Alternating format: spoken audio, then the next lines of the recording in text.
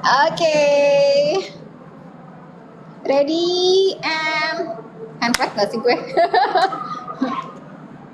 Ini lagi nungguin aba-aba dari sutradara nih. Udah ngomongin lama, bla bla bla, udah mau jam 7. Oke, sekarang bisa nggak kita kalau jam 7 aja? Dan ini hari apa? Hari Kamis. Oh, masih oke. Gue emang pengen nyobain posting antara di Kamis atau di Jumat, lebih bagusan mana sih anemonya?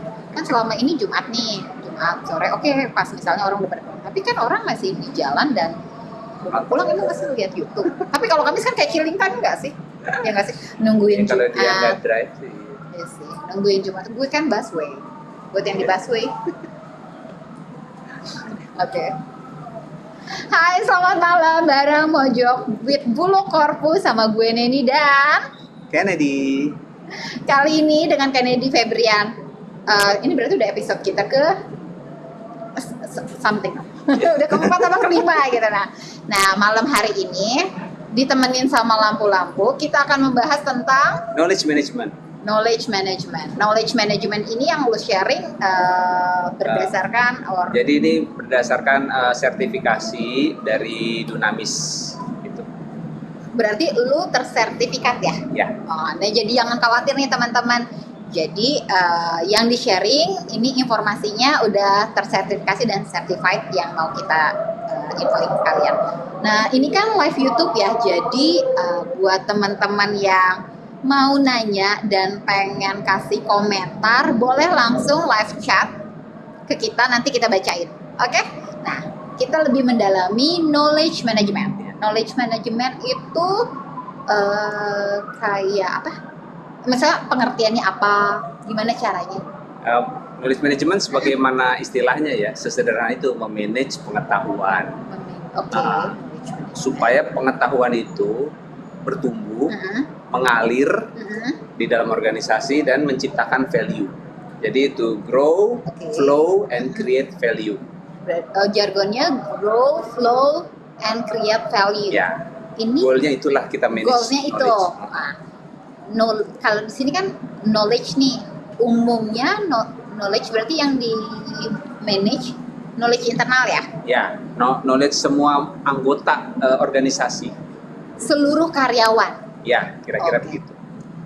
Kalau artinya sebelum kita masuk lebih dalam nih, knowledge-nya itu apa aja sih kan? Misalnya apakah harus kayak lu nih misalnya karena lu certified atau oh ini adalah hasil sertifikasi saya, atau misalnya bisa hal contohnya deh yang bisa kita manage knowledge-nya. Jadi biar teman-teman di luar sana tuh misalnya tahu sebenarnya itu saya punya knowledge loh gitu. Knowledge itu pada dasarnya knowledge itu seperti gunung iceberg gitu.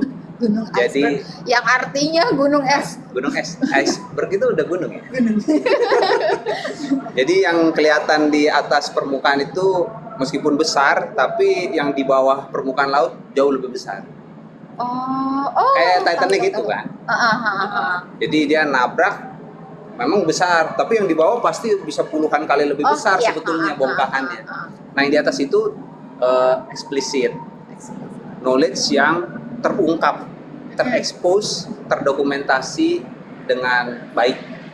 Yang di bawah itu tacit knowledge itu yang nggak ketahuan, itu yang tersimpan dalam diri orang, nggak banyak yang tahu. Ini meliputi juga pengalaman, wisdom, itu siapa yang tahu kalau dia nggak cerita?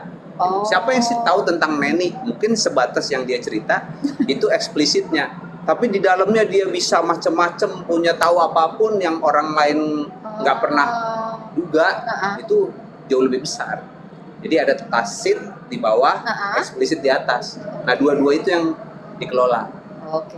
Berarti yang mau kita perdalam nih, yang mau kita perdalam si manajemen knowledge ini adalah knowledge yang dimaksud adalah bukan hanya orang berpikiran knowledge itu adalah formal, sertifikasi formal, pendidikan, latar belakang, tapi nggak, sebenarnya adalah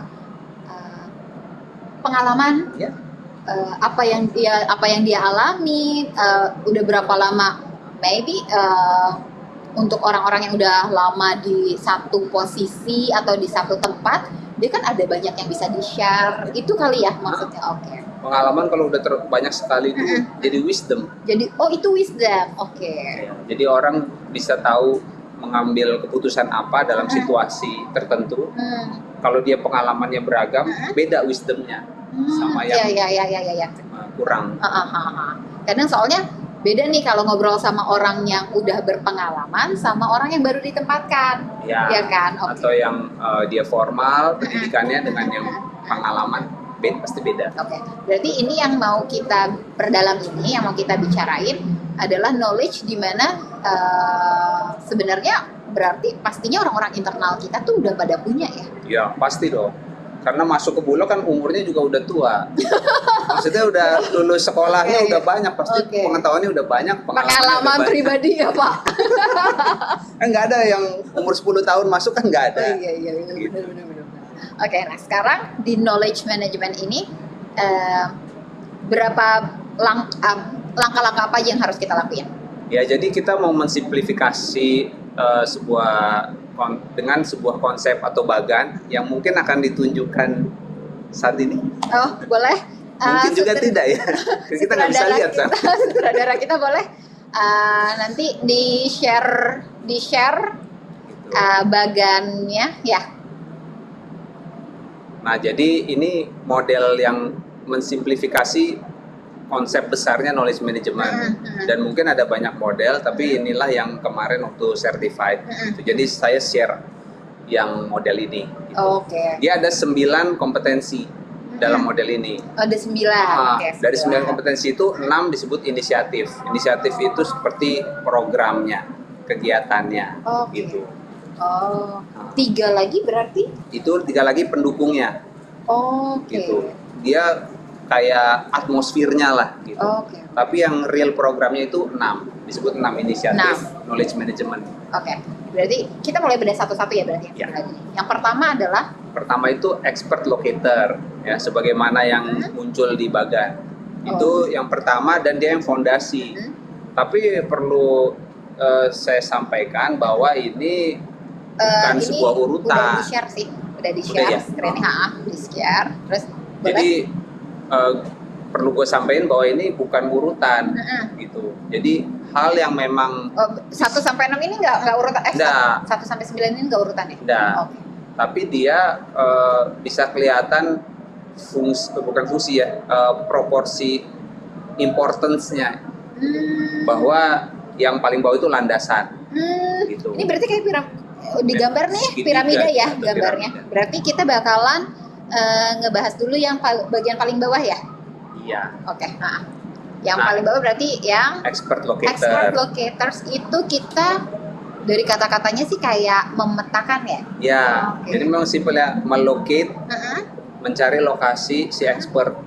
Jadi memang di sini itu adalah mengidentifikasi ahli, gitu. Ahli bidang A, B, C, D, E. Itu ada di mana mereka? Ada di Sabang, ada di Merauke. Mereka itu siapa? Staff, kasih, kadif, kadifre. Kemudian level expertise-nya seberapa? 5, 10 gitu. Jadi untuk yang paling bawah ini adalah mengidentifikasi expert. Nah itu identifikasi expert nih. Caranya kan kalau misalnya dari yang lo jelasin, mungkin bisa lihat dari CV dulu ya awalnya ya. Bisa. CV misalnya background pendidikan, bisa. Pengalamannya dia. Nah bisa. Tapi tadi ada yang menarik, lu bilang seberapa dalamnya, seberapa. Nah itu gimana caranya? Ya kalau realnya kan di dunia psychology atau human resource ada assessmentnya. Berarti mengukur kompetensi orang. Berarti mungkin setelah dapetin data-datanya ya, di data CV-nya lah udah lengkap kan, dia udah pernah training apa kan biasanya kita udah punya track record nih kalau perusahaan. Berarti nanti mereka yang udah kita petakan disarankan untuk di-assess ya. Mereka yang sudah dipetakan. Kita justru petanya itu biasanya hasil assess. Justru sebelum dipetakan. Dari hasil assess itu baru kelihatan nih, dia itu levelnya kompetensinya di mana. Gitu.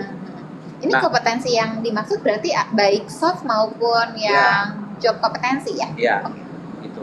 Nah, memang kalau informasi tadi atau data kan tadi sempat disebut dari CV. Memang itu perusahaan punya beberapa level informasi gitu ya. Yang paling basic memang kayak biodata gitu. Kemudian kan di portal kita suka ada tuh kan. Ya, kalau kita baru masuk ke perusahaan kan pasti background pendidikan lah, CV, ya kan? CV-nya isinya baru itu, gitu. Nanti kan seiring dengan waktu baru dia nambah dengan riwayat training, riwayat training atau riwayat apa yang pendidikan lain. Nanti dia di level berikutnya adalah project harusnya. Project apa yang pernah dia kerjakan? Betul. Gitu. Kemudian project ini kalau misalnya di Bulog SP enggak sih? Kan kadang kita sering dapat SP nih yang teman-teman Bulog. Itu bisa dimasukin nggak sih, misalnya berarti dulu pernah jadi misalnya sebelum masuk Korpun nih gue pernah dapat SP jadi learning partner, bisa jadi dimasukin SP kayak gitu? Bisa. Itu project bukan? Bisa ya kayak gitu. Terus misalnya pernah jadi RCO, risk officer, risk compliance officer misalnya gitu kan. Itu juga bisa kan? Bisa. Kayak gitu ya? Okay. Itu menata informasi tentang pegawai ya. Gitu, dari yang basic terus nambah sampai dia nanti peta kompetensinya orang itu. Jadi tadi udah biodata kemudian udah. List CV trainingnya udah, kemudian list project yang pernah diikuti, SP yang dia pernah terlibat, hasil assessment atau peta kompetensinya, gitu. Itulah bukan step pertama ya, tapi langkah 1 ya. Ya, kayaknya fondasinya itu. Ya. Jadi itu nanti yang tapi bisa sudah ada, bisa juga belum ada ya. Gitu. Kalau dia agak plus, misalnya kan expert locator ya, siapa expert di bidang finance, gitu toh. Bisa yang backgroundnya finance, bisa yang sudah lama berkecimpung di finance, bisa juga yang pernah mengikuti sebuah project finance yang penting, gitu. Jadi tidak dia selalu terikat pada background atau tidak terikat pada divisi finance, gitu. Tapi bisa lain-lain juga, gitu. Ini agak dalam dikit gak apa-apa ya soal yang identifikasi, soalnya ini kan fondasinya. Oke. Tadi CV udah, training gitu ya. Nah, tadi kan lu bilang bisa jadi orang expert locators ini adalah bisa jadi dia lah yang lama di finance, bisa jadi backgroundnya di finance. Bisa. Karena pilihan kan tadi bisa jadi nih kalimatnya. Jadi menentukannya gimana? Ya memang harus ada assess. Gitu. Jadi orangnya di assess, di interview. Even though misalnya nggak otomatis memang. Even though misalnya gini, kita kan punya background yang pendidikan yang berbeda ya. Kita berbeda nih. Ketika di assess, jadi mungkin bisa jadi nggak tergantung pengalaman dan background juga dong ya jatuh. Iya, belum tentu. Kalau kayak gua S1 psikologi, tapi kan udah lama. Apakah saya masih bisa dibilang expert dalam hal psikologi? Belum tentu. Gitu. Meskipun saya dulunya ada S1 psikologi. Nah, kan nih misalnya ada yang menarik sih. Lu kan S1 psikologi nih. S2-nya kan bisnis. Pernah di Korpu. Iya. Background lu sama dengan pendidikan lu kan, kalau bisa kita lihat psikologi sama Korpu. Tapi bisa jadi yang dicari itu bukan jadinya lu gitu ya? Bukan dicari sih, maksudnya ketika salah ya. Ini kayak cari job position nih. Kita as is aja, maksudnya di perusahaan kita itu siapa sih ahli supply chain misalnya. Nah, itu kan kita bisa gali, bisa dari rekomendasi orang juga bisa. Gitu. Untuk pertama dapat glimpse-nya dulu siapa sih orang, shortcut-nya ya. Si A, si B gitu. Habis itu baru kita dalami orang tersebut. Interview. Gitu. Kan nggak mungkin kita ngecek ke 4.000 orang siapa ahli supply chain, nggak mungkin. Jadi bisa kita mulai dari siapa key person di perusahaan ini, misalnya tingkat kadif lah, yang pengetahuan akan pegawainya banyak, maksudnya kenal banyak orang gitu. Kemudian dia bilang si ini nih ahli, si ini ahli. Itu jadi pintu awal buat kita mulai memetakan orang tersebut gitu. Jadi bisa saja meskipun gua background itu ketika lu tanya, si Ken kagak ahli psikologi, ya bisa gitu. Even though misalnya lu udah juga ditempatin di korpu gitu-gitu. Iya. Oh gitu. Bisa iya, bisa enggak. Misalnya, iya, gue tanya siapa sih ahli hukum? Ada nih di Subdivre mana di Kalimantan, gitu. Nah itu pintu pertama buat kita datengin orangnya, buat kita gali orangnya, gitu. Jadi CV, training, nanti dia kombinasi ya. Kombinasi semuanya. Itu bisa kita pegang, tapi reference it's more important ya. Nggak ada yang more sih, tapi karena dia kombinasi. Gitu. Gue sebenarnya lagi kepikiran nih soalnya langkah-langkah gue nih, misalnya kalau misalnya kita mau nentuin, oke, gue CV gue pegang bla bla bla gitu ya, training itu kan udah kertas ya, dalam bentuknya kertas nih kalau history. Terus mintalah reference orang, ya kan, reference. Nah dari situ ternyata akhirnya dapatlah beberapa orang. Nah itu baru di assess. Iya. Bisa interview or test something like that ya. Bisa. Oke.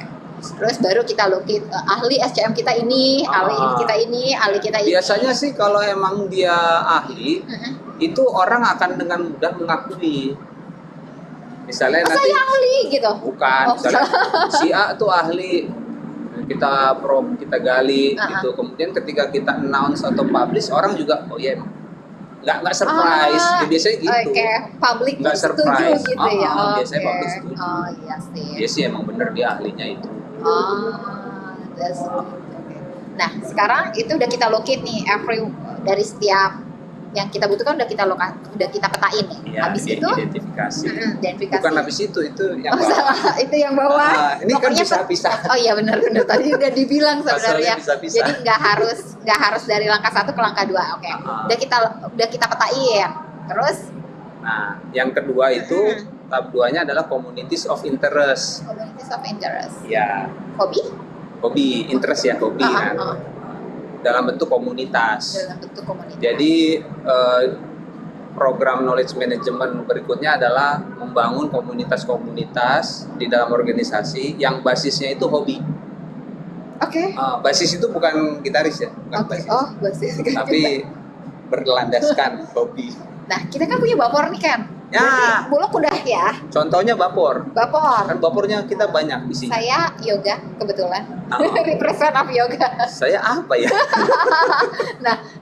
Nah, itu hubungannya apa, Ken? Misalnya untuk hobi itu. Jadi kan tadi kita bilang ya, manage knowledge itu adalah supaya knowledge itu grow, flow, and create value, ya kan? Tapi kita di budaya timur ini dengan kita punya mindset birokrasi yang tinggi, bahwa yang atas lebih senior ini itu menciptakan barrier atau tembok-tembok psikologis, membuat seorang sungkan untuk mengutarakan pendapatnya. Nah, gimana knowledge itu bisa mengalir kalau ada barrier ini? Jadi yang ahli, meskipun dia posisinya rendah, tapi dia ahli, tidak berani atau sungkan untuk mengungkapkan karena barrier itu, barrier jabatan atau barrier beda unit kerja atau barrier apa anak baru dan udah lebih lama. Nah, barrier itu biasanya runtuh di lingkungan communities of interest. Runtuh itu ketika saya sebagai staff main gitar, kemudian Kasub main drum, itu udah nggak lihat jabatan, ngobrol enak, gue lu, ngomong ngelantur sana kemari. Nah, jadi communities of interest ini secara psikologis membangun karakter yang free untuk bicara, supaya knowledge itu nanti ngalir. Makanya dia landasan yang kedua, karena penting.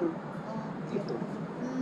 Mungkin dari yang gue tangkap ya, mungkin jadi gini, perusahaan itu membuat komunitas-komunitas ini dengan tujuan dan bermaksud agar setiap karyawannya dapat bisa lebih ngeflow ya komunikasinya gitu, dari atasan ke bawahan melalui komunitas tersebut ya. Iya. Ya kan, dia gitu kalau asal mulanya perusahaan apakah membuat karena itu ya mungkin tidak ya. Okay. Tapi bisa dimanfaatkan untuk knowledge management. Dimanfaatkan untuk itu maksudnya. Oke. Ya. Mungkin sih inisiatif awalnya untuk life work balance. Bukan buat knowledge management, buat rilis stres atau apa gitu, work life balance. Mungkin ya awal mulanya, nggak tahu juga. Tapi iya sih kan. Jadi kalau di yang pengalaman gue ya, kalau kan lari nih, gue ikutan lari nih beberapa waktu lalu gue ikutan lari, dan itu menyenangkannya adalah ketemu sama orang-orang yang senior. Ini di luar ya, memang bukan yang di dalam. Di dalam juga ada sih. Di luar angkasa apa di luar negeri ya. Di luar perusahaan kita. Kebetulan boleh titip salam nggak sih? Bulog Runner. nah itu jadi memang sebenarnya di sana, even though misalnya ada SKM nih episode 1, 2, 3, gue share-nya di situ sih.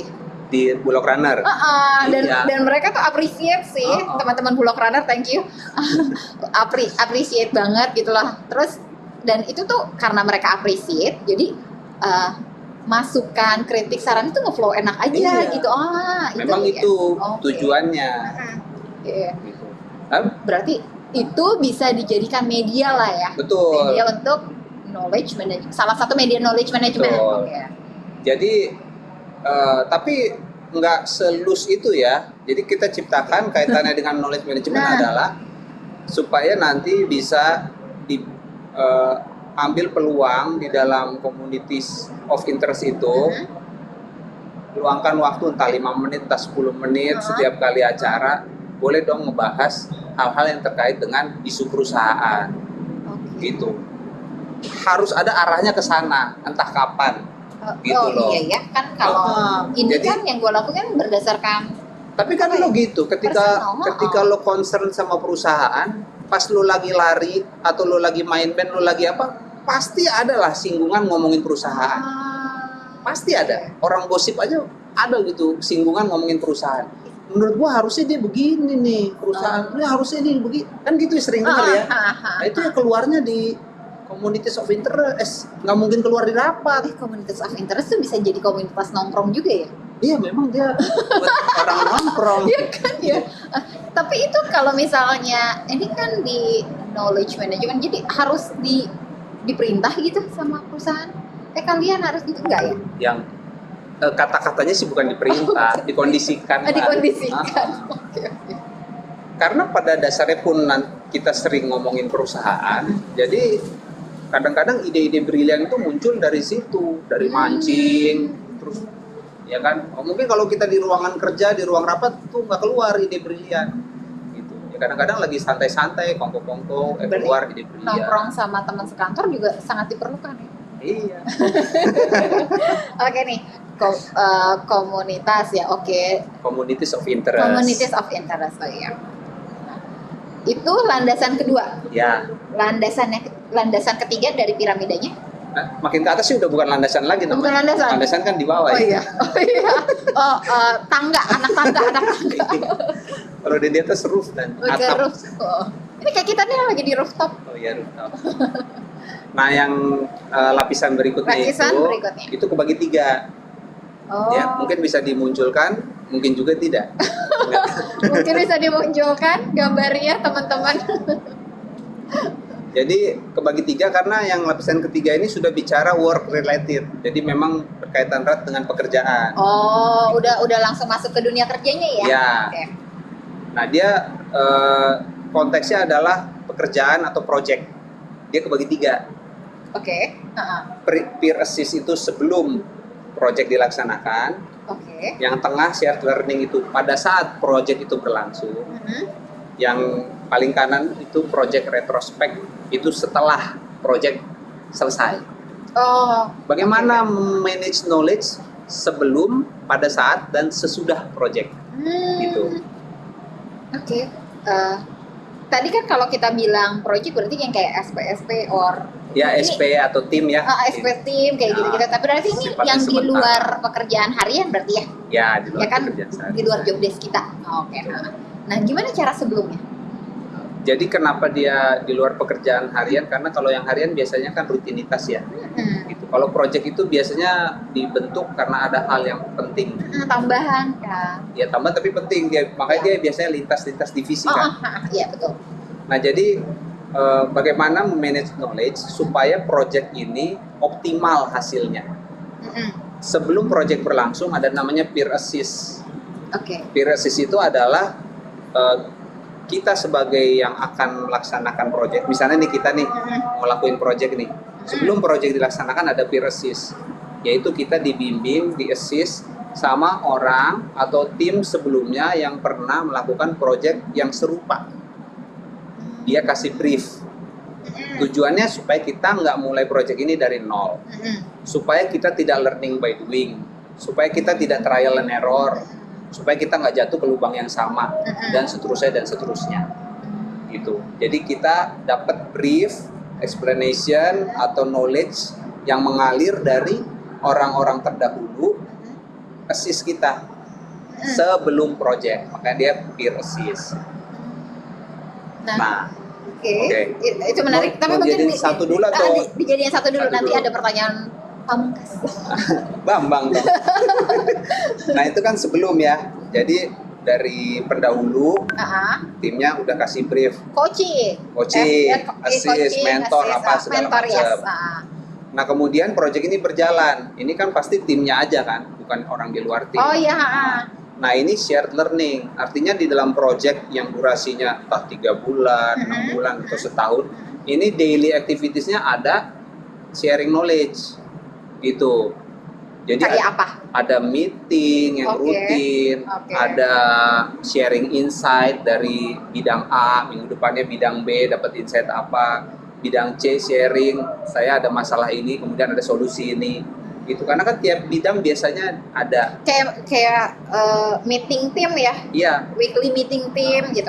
Memang ini kedengarannya logik dan sederhana, tapi belum tentu dilaksanakan. Karena kan kadang-kadang di zaman dulu ada kan SP tim yang kita nggak terlalu clear ngapain gitu. Dia dibikin SP-nya terus nggak ada rapatnya, nggak jelas lah gitu. Di zaman dulu, gue dulu sering. Gue dapetnya SP Hood soalnya. SP Pom-pom girls gitu. SP Hood. Nah jadi kalau yang di dalam shared learning itu memastikan bahwa antar bidang di dalam satu tim itu pun saling mengetahui bidang lain. Jadi pengetahuan tuh mengalir di situ. Gitu. Pengetahuan tentang pekerjaan, pengetahuan tentang hambatan dan solusi, pengetahuan tentang insight-insight itu mengalir. Jadi bidang A ngerti bidang B, ngerti bidang C dan seterusnya. Oh, bisa jadi misalnya kayak misalnya kita satu tim nih. Iya. Selama 3 bulan. Iya. Berarti misalnya kita ada weekly meeting tim. Nah, di situ gue mungkin bisa menceritakan I'm doing this, my barrier is this. Yeah. Mungkin lu bisa kasih masukan ke gue gitu. Oh ya, Nah, budaya itu di tengah-tengah shared learning. Pada saat project itu berlangsung. Terus sekarang juga sering kayak pembangunan infrastruktur ini kan dia laporannya mingguan. Weekly meeting juga. Jadi tiap minggu itu apa hambatan, apa solusi, udah berapa persen progresnya, minus berapa persen dari target, ada semua gitu. Konstruksi mungkin udah rapi ya dan gitu. Nah itu yang shared learning di tengah. Yang paling kanan project retrospect. Yang 3 ini itu stage 3 ya? Ya lapisan lah. Lapisan 3, oke. Bukan urutan ya? Iya bukan urutan, tapi berarti kalau misalnya yang peer assist, terus kalau itu urutan, kalau kiri ke kanan. Iya, kalau itu kan urutan. Tapi berarti kesatuan ya. Berarti ini nggak bisa terpisahkan ya kalau yang stage kayak gini. Oke. Terus yang terakhir berarti yang paling kanan itu project retrospect. Itu adalah kita retrospect. Project retrospect. Oh. Kayak merefleksikan hasil project. Jadi projectnya udah selesai. Kemudian kita tuangkan dalam bentuk kayak diary atau jurnal. Biasanya kan kita bikin laporan nih. Yes. Laporan akhir. Ya, tapi baiknya itu yang bernilai knowledge tinggi. Jadi bukan laporan yang sifatnya administratif data-data aja gitu. Bahwa tanggal segini ngapain, bukan hanya itu, tapi sebagai laporan yang punya nilai knowledge tinggi, yaitu misalnya kayak apa sih? hambatan dan solusi. Jadi misal itu penting. Berarti benar-benar yang gini, when I'm doing this project gitu misalnya, step pertama saya mengalami hambatan ini, kecatat solusinya ini gitu ya. Iya, tapi ini kan udah selesai ya project. Jadi tapi tentu ada historinya berarti. Insight yang besar aja yang dimasukin. Gitu. Kan project udah selesai. Kalau yang tadi itu buat di tengah-tengah, yang daily, weekly. Okay. Ini yang besar, misalnya hambatan perizinan dengan Pemda. Nah, gitu. Solusinya apa? Jangan-jangan dia punya trik-trik tertentu nih si tim ini nih waktu kemarin ngerjain. Nah, itu disampaikan di project retrospect ini. Gitu. Jadi sifatnya sebaiknya sih lebih strategik gitu. Bukan administratif ya. Tanggal kegiatan.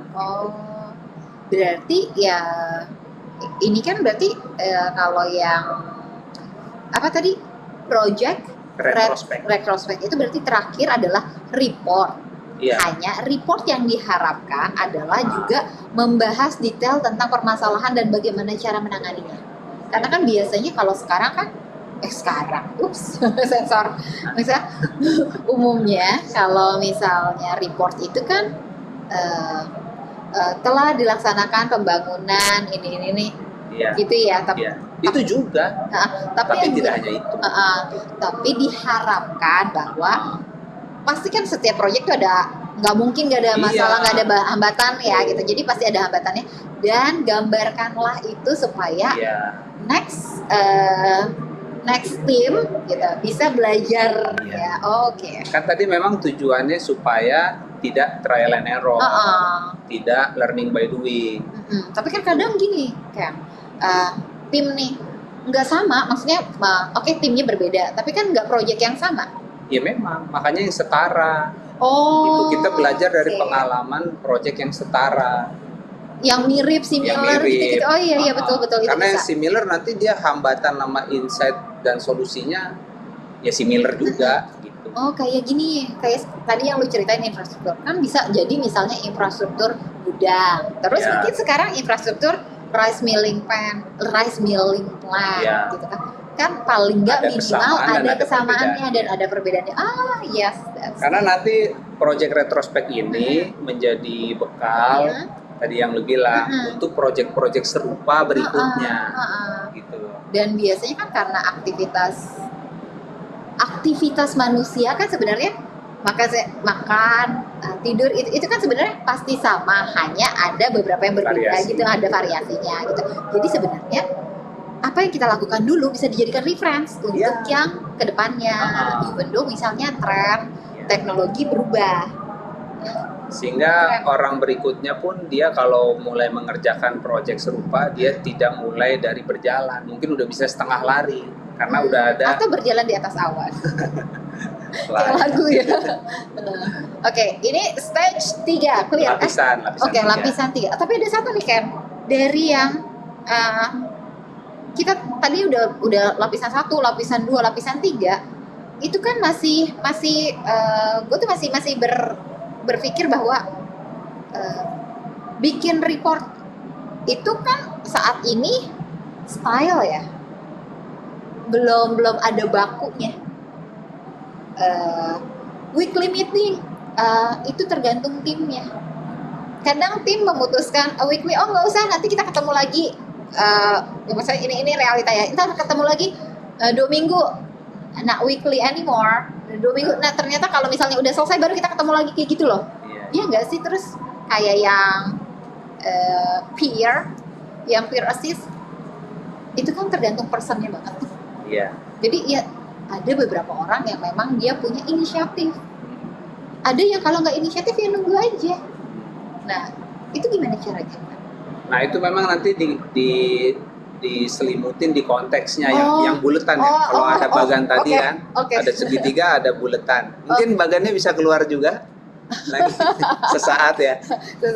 Berarti nanti kita perdalam lagi kali ya. Konteks atau atmosfer itu nanti yang menjawab Menjawab pertanyaan itu. tadi. Oke, sekarang berarti kita masuk ke Piramid yang paling atas. paling atas 4. Lapisan keempat. Lapisan keempat. Itu communities of practice. Communities of practice. Kan tadi ada communities of interest yang sifatnya informal, hobi. Nah, kalau ini communities of practice, dia udah lebih formal. Jadi dia memang ditugaskan dari perusahaan, punya goal, punya target tertentu, dan isinya itu memang ahli-ahli untuk project tertentu. Khusus, isinya ahli-ahli, bukan isinya sekedar lintas unit, tapi memang ahli. Yang artinya ahli ini bisa kita temukan di dalam expert locator, dia ada di Aceh, yang tadi udah atau dia ada di locator NTT, gitu, ahli-ahli. Gitu. Ini dikasih project dari perusahaan khusus. Ada durasinya, ada goalnya. Gitu. Contoh. Misalnya deh, ada yang di Bulog nggak sih? Dulu sih yang gue ingat begini, jadi waktu kuliah di Australia itu kan ada kawan dari BUMN lain, dia bilang mereka habis kuliah lulus itu ada masanya 3 atau berapa orang itu lulus kuliah di Australia nggak pulang ke Indonesia, langsung dia ditempatkan di cabang di Australia, dikasih project buka cabang. Iya, langsung tempatkan, dia disuruh buka cabang atau apalah gitu, langsung gitu. Kelompok berarti ya. Jadi memang ada project khusus. Dan yang dikasih PR, sengaja dikasih PR sama perusahaan. Betul. Jadi nggak harus yang kan kadang gini ya, kita tuh nunggu accidental kebutuhan. Ini juga kebutuhan sih sebenarnya. Ya, pasti berdasarkan kebutuhan, bukan sih. dibuat-buat sih. Iya ya. Memang dia punya rencana mau buka cabang. Tapi sekaligus ada tim SWOT-nya gitu ya. Oh iyalah, paling nggak dia bikin analisa kelayakannya yang 3 ini gitu ya. Pokoknya sampai itu benar-benar berdiri. Memang ditugasin itu. Dan yang berarti yang ditugasin memang betul-betul si orang ahli, administratornya berarti orang ahli juga nanti. Gue nggak tahu administratornya ya. Ya mungkin yang mereka itu buat pentolannya nanti mungkin dikasih lagi member-member yang lain mungkin juga. Cuman poinnya adalah ada project yang khusus dikasih perusahaan, dan ini anggotanya memang ahli-ahli, praktis, ahli praktik gitu. Bukan ahli apa sih ya, kalau udah kombinasi lah. Kombinasi. Udah kombinasi itu dikasih durasi, dikasih goal, gitu. Nah, communities of practice ini juga si kumpulan ahli ini nantinya menjadi benchmark atau narasumber dari segenap pegawai yang lain gitu. Kalau mau nanya tentang buka cabang ke orang-orang ini, misalnya udah pernah ada project bangun infrastruktur, siapa personilnya, memang dia ditugasi. Kayaknya dulu pernah ya ada pilot project beberapa orang-orang baru untuk handle suatu infrastruktur, ya kayak gitulah. Gitu. Oke. Nanti. Tapi kalau ini, kalau kita kan biasanya gini, pilot. Dulu pernah kayak pertama kali gue masuk kayak. Iya, kayaknya pernah dengar. Gitu. Kan orangnya pilihan, betul kan? Orangnya pilihan. Gitu. Nah nanti mereka pun jadi acuannya banyak orang kalau mau dapat informasi tentang hal itu. Jadi itu level stage 4 di mana kita mengumpulkan para ahli menjalankan sebuah proyek.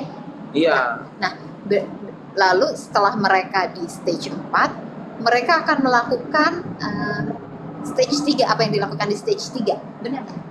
Oh iya, itu pasti. Ya kan setelahnya, hanya kan mereka jadi stage 4 ini tapi terkesan untuk kayak pionir ya. Iya. Terkesannya begitu ya.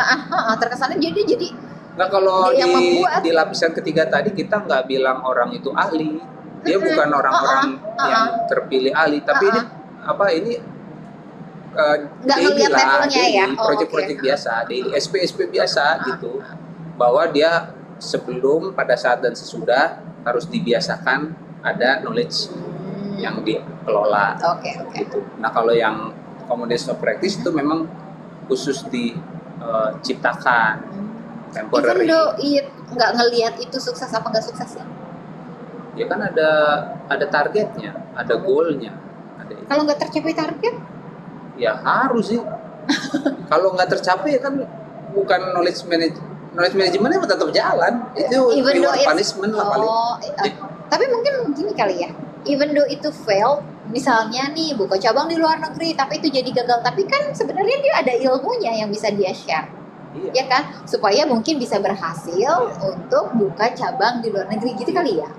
Dan namanya kita knowledge management itu memang mengelola pengetahuan sampai ke wisdom, sukses dan gagal. Oh ya mungkin itu ya yang harus digarisbawahi. Kadang kan kalau buat kita rencana yang sukses adalah gitu bisa kalau kita sembunyikan pengalaman gagal kita, maka orang lain bisa jadi gagal juga di hal tersebut.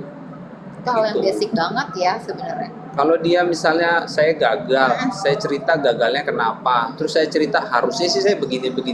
Nah itu kan berharga buat orang berikutnya. Gitu.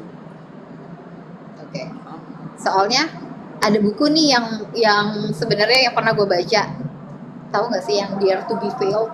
Oh iya. Nah itu jadi kalau di buku itu suka dibilang gini, sometimes orang hanya melihat bahwa keberhasilan itu adalah sukses, tapi dia lupa bahwa kalau misalnya kegagalan itu adalah sebuah keberhasilan yang tertunda. Iya. Wisdom. Dia boleh certified, gue nyontek sebenarnya dari buku. Juga kan di kalangan pengusaha itu ada kayak quote juga, bukan kamu kalah ya? mau kalah. Bukan seberapa sering kamu jatuh kan, tapi seberapa sering kamu bangkit dari jatuh. Iya betul banget. Gitu. Oke. Yang makin banyak pengalaman jatuh, dia makin banyak pengalaman untuk berhasil. Nah, kadang-kadang atau bukan kadang, mungkin sering orang yang kita lihat sukses saat ini itu mengalami kegagalan beratus kali lipat daripada kita, gitu. Jadi kita terinspire kesuksesannya aja tanpa ngelihat dia sebetulnya udah mengalami jatuh bangun berdarah-darah seperti apa. Itu juga sih sempat pengen banget pengen banget supaya kita lurusin bahwa kalau misalnya sharing itu transfer knowledge nggak selalu harus yang cerita sukses ya. Iya, cuman kan memang butuh bukan kebesaran itu nanti jadi budaya sih. Kita membudayakan nggak untuk respect terima cerita-cerita yang fail gitu ya. Iya sih. Maksudnya orang yang gagal itu pun kan nggak enak menceritakan saya gagal gitu. Oh iya benar juga sih. Kalau di case study misalnya di kampus ya, kampus bisnis banyak case study. Case study yang gagal itu ada juga. Tapi ya mungkin si perusahaannya nyeritain setelah 10 tahun kemudian. Setelah dia sukses juga ya. Ya maksudnya ya bukan pada saat itu. Iya juga sih. Tapi penting gitu. Iya penting soalnya kan gini. Gagal itu penting dipelajari. Iya gue ngalamin ya, misalnya gue ikutan beberapa SPR team gitu. Gue nggak mau bilang itu gagal atau berhasil ya. Nggak bilang itu gagal atau berhasil, maksudnya pastilah ada misalnya goals maybe 100%, but maybe we only achieve it 80 or 70. Tapi kan it's also a success, right? Gitu sih. Dan karena gue belum pernah mentransfer atau di stage 3 itu, jadi gue ngerasa harusnya gue pun merasa ada hutang, harusnya gue menceritakan. Gitu sih. Oke. Nah, sekarang kita 1, 2, 3, 4 udah. Level 5, stage 5. Udah bukan stage lagi. Iya, nah itu konteks ini, atmosfernya. Berarti kita nggak bentuk. Iya ya. Di piramida kan udah nggak ada nih. Nah, program atau kegiatannya udah selesai. Jadi memanage knowledge itu ya kira-kira programnya yang tadi itu 1 sampai 6. Kok 6 sih? Oh, iya. Sorry yang di 3 itu tuh iya 1. Oh, itu dihitungnya 3, 4, 5. 3, 4, 5 sorry. Kok gue mikirnya 1, 2, 3. Maaf. Iya. Jadi soalnya bagannya ada di dunia lain. 6 inisiatif kan? Oh iya. 6 inisiatif. Nah sekarang, tadi kan kita emang udah bagi nih 6 sama 3 ya. Nah, sekarang 3 yang terakhir. Yang terakhir tuh seperti atmosfer pendukung atau yang di kalau di konteks bagian nih yang buletan lingkaran. gitu. Makanya dia menyelimuti semuanya. Ya, piramidanya kita. Piramida. Ada strategi, ada change management, dan ada teknologi. Jadi kita mulai dari teknologi. Ya. Oke. Ya, kenapa nggak mulai dari yang boleh juga, terserah lah mau mulai mana kita jelasin. Karena tadi bilang bukan urutan. Bukan urutan memang. Oke, sekarang kita teknologi dulu aja sesuai dengan referensi yang dinomorin. Oke. Jadi kalau yang teknologi ini kenapa dia jadi atmosfer? Karena dia mengaccelerate semua program. Namanya kan teknologi. Gimana expert locator tanpa teknologi akan lama dan sulit. Dipetakan gitu maksudnya? Pemetaannya. Kita mau nyarinya juga 4.000 orang loh, gitu. Sistem. Di sistem. Iya. Jadi orang-orang mensistemkan. Iya, begitu. Misalnya tadi yang ke-6 ada project retrospect. Itu hasil refleksinya terhadap project yang lalu. Dalam bentuk dokumen laporan. Lah project ada ribuan kan? Nah gimana orang bisa mengakses itu kalau tidak dibantu teknologi? Kok mirip ini ya, mirip kalau misalnya kita di library kalau misalnya dulu ingat S1 Anda udah lama soalnya ya, saya masih muda kan kalau lagi nyusun skripsi kan kita kan suka nyari yang misalnya mau pakai metode ini kan, nyari nih metode yang misalnya anggaplah dulu gue pakai FMI or FTA, berarti nyari dulu ya kan kayak gitu ya berarti ya. Jadi ada katalognya, kita cari misalnya kayak pembangunan infrastruktur, kita cari reportnya. Oke. Kan makin sistemnya bagus itu makin cepet kita ketemu sama yang kita cari.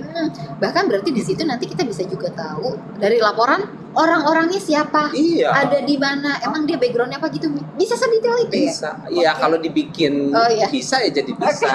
Misalnya tergantung gue pengen tahu siapa. Nih, gue lagi ada masalah dalam hal misalnya gue nggak paham soal finance ya. Gue masalah nih melihat neraca yang bagus, apa yang jelek itu kayak gimana sih ngebacanya. Nah, gue lihat di sistem si expert locator, siapa sih ahlinya keuangan atau secara spesifik laporan keuangan. Itu siapa yang ahli analisa laporan keuangan di Bulog misalnya. Nanti keluarlah list. Itu kan belum tentu di kantor pusat aja, bisa juga di distrik, bisa di mana. Mungkin dia bisa udah dimutasi kemana. Sistemnya gitu. Makin bagus atau teknologinya makin bagus, makin kelihatan kan pengklasifikasiannya orang itu. Nah itu kan nanti gue kalau mau nanya ke dia bisa lebih cepat. Apalagi kalau di sistem itu misalnya difasilitasi dengan ada chattingnya lah atau ada forumnya lah, difasilitasi di teknologi itu. Sehingga gue bisa langsung kayak ada CS-nya gitu ya. Langsung detik itu juga bisa langsung gue tanya orangnya. Sore Pak ini, saya boleh gak nanya? Karena kan saya lihat ini termasuk expert dalam hal analisa laporan keuangan, saya boleh nanya gak? Langsung. Jadi begitu mudahnya kan akhirnya gitu. Dibantu sama teknologi.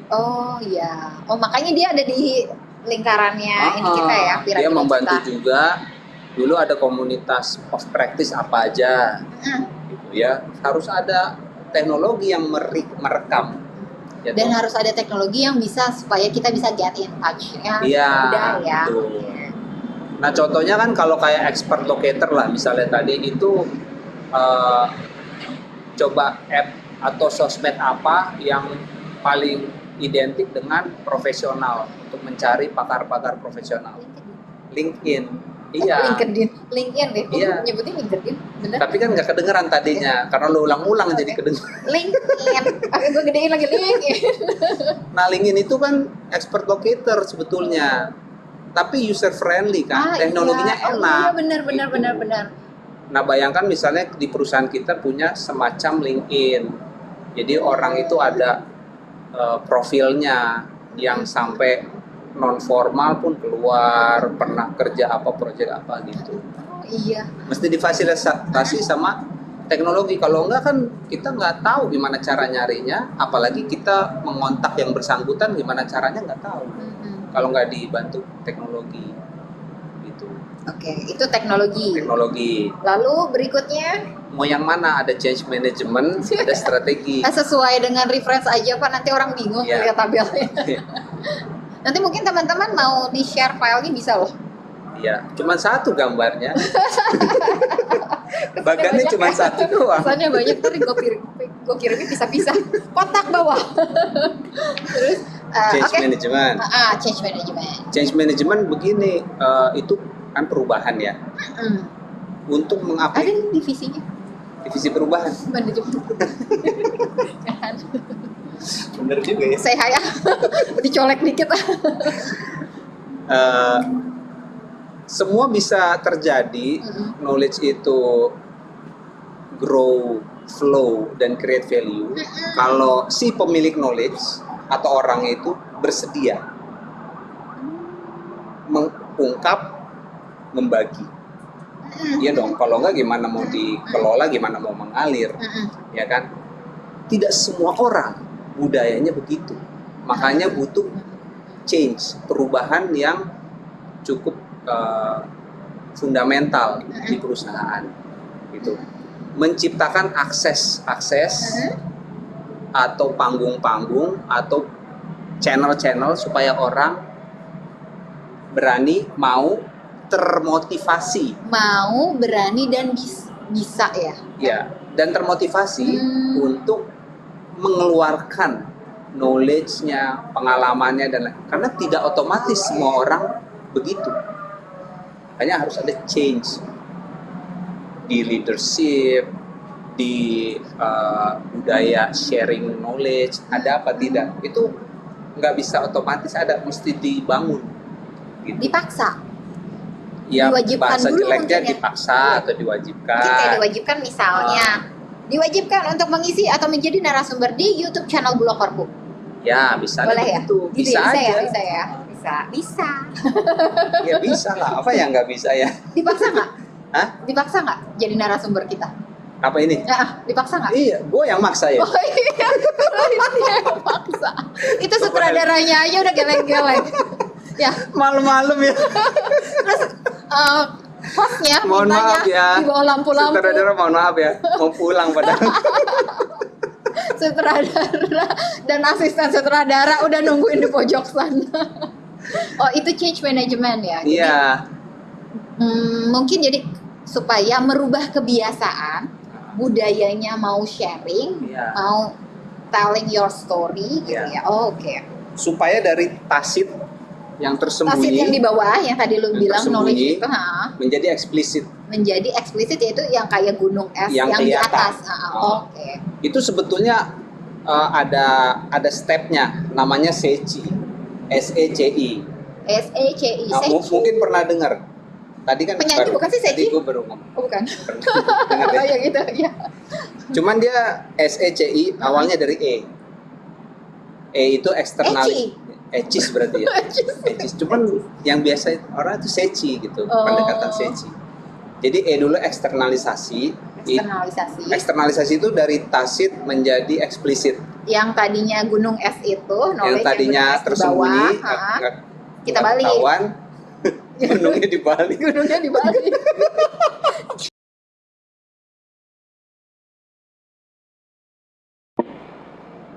Apa ini? Apa ini? Alarm ya. Alarm ya. Jadi dari tacit ke eksplisit adalah menceritakan sesuatu yang tersembunyi, kemudian terungkap. Itu menceritakan. Gue cerita. Kayak lu yang lu lakuin sekarang nih. Kan itu tadi tacit, cuman gue yang tahu. Ya betul, yang sertifikat jadi lu. Sekarang lu bisa keluarin sertifikasi buat gue nggak? Nggak boleh. Oh nggak boleh. Sekarang jadi eksplisit, terungkap. Itu E, eksternalisasi. Eksternalisasi. Iya. C. Nah C itu apa sih? Combine. Ya.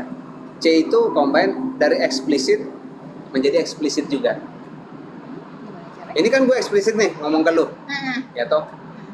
Ini cuman lu doang yang dengar. Pada satu waktu ini, Sekarang. Kalau lu ngobrol sama gue doang kan cuma gue doang. Betul. Tapi ketika udah gue live YouTube, eksplisit nggak? Betul. Itulah eksplisit menjadi eksplisit. Jadi sekarang yang kita lakukan mendokumentasikan sesuatu yang eksplisit. Itulah C, combine. Jadi ketika dia direkam, maka ini kita lagi direkam. Betul. Atau ketika omongan orang dicatat, itu eksplisit menjadi eksplisit yang abadi. Gitu. Ya, sudah tidak hilang. Selesai orang yang ngomong dia nggak hilang gitu loh. Itu E ke E. Itu C, combine gimana jadi eksplisit ke eksplisit. Ya, eksplisit yang sementara menjadi eksplisit yang terstruktur dan lebih permanen. Oke. Gitu. Terstruktur dan lebih permanen. Ya. Mungkin kalau misalnya kita habis ngobrol ini, gue bikinin lagi kayak bahannya gitu ya. Jadi tujuannya supaya ketika dia lebih permanen, maka orang-orang di zaman manapun bisa mengakses, mendapat manfaat. Itulah yang I berikutnya. I itu internalisation. Tunggu bentar, kita bukan lagi bahas EC ya? Iya, I. EC, H-nya EC. Nggak pakai. Oh iya, sorry. Gue kayak bahasa gaul ya, pakai HEC. I, internalisasi. Internalisation. Jadi semua yang tadi sudah terstruktur dan terdokumentasi, terarsip, kemudian ada orang yang ngakses. Oke. Maka yang eksplisit tadi masuk ke dalam dirinya, menjadi tacit. Jadi kalau misalnya kayak sekarang nih, lu share ke gue eksplisit ke teman-teman yang di live YouTube. Masuk ke YouTube, eksplisit jadi C ya, combine. Terus teman-teman di live YouTube dan teman-teman yang nonton taking notes. Enggak, dia nonton aja udah internalisasi. Oke. Jadi dari apalagi kalau dikerjain. Nah, itu yang terakhir. Yang terakhir apa? Oh, S. Solution. S itu apa ya? S adalah malu gue lupa. Socialization. Iya. Jadi itu ketika yang udah masuk ke dalam, kemudian akhirnya dia praktekkan. Oke. Maka yang tacit menjadi makin tacit, menjadi pengalaman. Tadinya kan tacitnya pengetahuan. Saya nonton YouTube, saya baca buku. Saya baca buku ya di perpus atau saya nonton apalah acara-acara. Itu masuk ke dalam tapi pengetahuan. Nah, ketika saya praktekkan dalam kehidupan sehari-hari, dalam pekerjaan, karena itu memberikan insight, saya praktekkan, maka ya tetap tacit. Cuman tacit yang tadi menjadi tacit experience. Gitu. Nanti bisa jadi kalau berulang-ulang jadi tacitnya wisdom. Tacit ke tacit juga. Kalau tacit wisdom itu udah lebih higher ya? Ya kayaknya sih. Belum ada teorinya sih. Anggap aja seperti itu. Nanti kan dia muter lagi. Ketika udah dipraktekkan jadi pengalaman, jadi wisdom, kemudian dia sharing lagi ke orang. Jadi narasumber lah, jadi apa? Masuk lagi ke E. Gitu lagi, cycle ya. Tacitnya keluar lagi, ngajar lah, atau dia nulis buku, jadi keluar. Oke, itu berarti bukan kejadian, tapi proses yang ada di change management. Itu proses di change management. Belum strategi. Oke, di proses di change management. Jadi di change itu kita ciptakan atmosfer, kondisi yang memotivasi orang supaya dia express their knowledge, their wisdom. Kasih akses, kasih panggungnya, kasih insentifnya, supaya 4 tadi itu bergerak, berjalan gitu.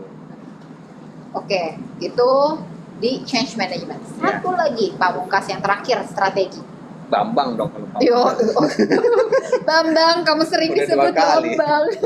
Nah, strategi itu yang tadi 6 inisiatif itu kan konseptual ya. Nah, realnya harus di dalam strategi. Yang tadi ditanya, gimana sih mewujudkannya? Iya. Kadang ada yang project dia meeting seminggu, ada yang 2 minggu, ada yang sebulan sekali, ada yang nggak pernah meeting. Ada yang bikin laporan bagus, ada yang nggak bikin laporan. Ada gitu. Laporan isinya kronologis doang, ada yang nggak isinya insight. Communities of interest. Peer assist nggak semuanya loh. You can do a peer assist. Itulah masuk ke strategi, yaitu memformalkan semua inisiatif itu. Ada formalnya, ada jadwalnya, ada formatnya, ada kegiatan, ada pengaturannya. Itulah yang memang perusahaan harus lakukan. Jadi kayak bikin rules-nya. Iya. Rules of the rules-nya gitu. Aturan mainnya. Iya. Gitu. Kalau mungkin udah agak sedikit mengerti kalau untuk strategi. Most of those initiatives yang tadi itu sudah kita lakukan. Kalau kita renung-renungin semuanya ada. Ada semuanya. In certain level ya. Ada semua. Rules-nya ada yang ada yang. Kalau laporan kan pasti ada karena harus kan melaporkan. Tapi value dari laporan itu yang perlu diatur. Oh, jadi di mungkin dalam strategi. Mungkin ya. Misalnya ada ketetapan or something rules yang dibuat nih. Berarti report minimal harus ada membahas tentang ini gitu ya. Format atau outline. Dan itu wajib harus diikutin. Sama kayak kita lagi nyusun skripsi. Nyusun skripsi kan kita harus ngikutin itu kan. Maksudnya tata bakunya lagi. Bakunya tuh ada ketentuannya.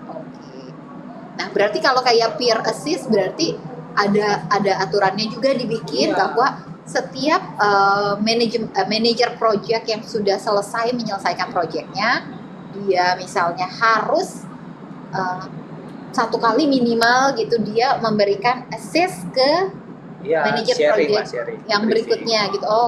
Kan toh dia harusnya juga sudah melewati project retrospek, sudah punya laporan. Jadi dia men-sharingkan isi laporan. Bisa. Gitu. Nggak mesti lead-nya, ya bisa anggotanya. Karena kan asumsinya anggotanya juga udah dapat. Takutnya leadernya malah udah pensiun. Bisa jadi. Ya kalau projectnya udah 30 tahun lalu, bukan cuma udah pensiun kan? Pensiun dari? Dia kan bisa udah nggak tahu kemana orangnya. Keluar negeri atau apa. Gitu. Luar angkasa. Jadi strategi itu menata itu supaya konsep itu terstruktur rapi, dilaksanakan. Yang sudah dilaksanakan sebetulnya gitu. Mungkin ada yang lapisan ini sudah berkembang baik, lapisan ini masih agak kurang. Nah, itu strategi supaya semuanya bisa jalan. Jadi dan pastinya sebenarnya ya, kalau yang gue sadari nih sebenarnya, yang 6 itu kita tuh sudah punya. Iya. Udah punya, hanya mungkin we combine it all with the 3 aspect ya. Ya kurang lebih ya, strategi, change management, teknologi. Ya. Lah, gua bisa gold certificate itu adalah persyaratannya mengajukan ke perusahaan inisiatif-inisiatif yang memang sudah dijalankan. Makanya bisa dapat. Jadi sertifikasinya itu ada levelnya bronze, silver, gold, terus apa gitu yang terakhir. Nah kan gue sampai di gold. Gitu. Waktu lu mengajukan sertifikat atas knowledge management ini, lu kan berarti bawa memenuhi case-nya persyaratan gold baru dapet. Untuk dapetin itu lu bawa semua bahan dari kantor kita nih, dari Bulog gitu ya. Iya. Terus ya nggak semua, dia persyaratannya nggak sebanyak itu sih. Gitu ya. Iya. Cuman maksudnya ada yang kita membuktikan bahwa di kantor kita memang sudah melaksanakan inisiatif-inisiatif itu, gitu. Kan dia periksa, dia baru keluar sertifikat. Tapi sertifikatnya itu berarti atas diri lu pribadi ya, bukan kami perusahaan? Iya. Kan kirain pelaksanaannya udah nyampe mana gitu nggak ya? Enggak. Gue melaporkan aja, sudah terlaksana, gitu. ada sertifikat. Oh itu kayak ISO dong ya kalau perusahaan ya. Gue sempat mikirnya gitu, jangan-jangan knowledge managementnya kita kan lu udah kayak case study ya jatuhnya. Iya kan, case study. Jadi tak pikir jatuhnya ke kita perusahaan. Enggak. Salah dong gue ya. Sebenarnya salah. Kan itu dari sononya, bukan gue yang bikin. Oke, kesimpulan malam ini Ken salah. Salah, dia nerima emas. Emas berapa kilo, Ken? Oke, teman-teman, buat yang di live YouTube mungkin ada yang chat or ada yang mau ninggalin komentar buat malam ini. Wow, kita Emangnya ada yang nonton apa? ini ada berapa viewer? 9. Banyak juga ya. 10. Wow. 20 kan dia tangannya ada mereka berdua. Teman-teman pada nonton sini emang nggak ada yang dikerjain yang lain yang lebih penting.